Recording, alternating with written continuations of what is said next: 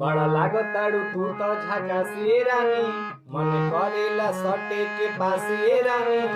बड़ा लागताड़ू तू तो झकासी रानी, मन करेला सटे के पासी रानी। ससुरा में जाके सुखवा करताड़ू ही जा दुखवा भोगतानी हम। ससुरा में जाके सुखवा करताड़ू ही जा दुखवा भोगतानी हम। सुधावा के दूधावा पियावेले बलमुआ रोजे, एही से गोराइल बने हम। सुधावा के दूधावा पियावेले बलमुआ रोजे, एही से गोराइल बने हम। बहुत सुंदर गाना बा भाई हमारे गैले मणि वीरेंद्र बिहारी जी। आप सभी गाना के सुनी और चैनल के सब्सक्राइब करी, लाइक करी, कमेंट करी।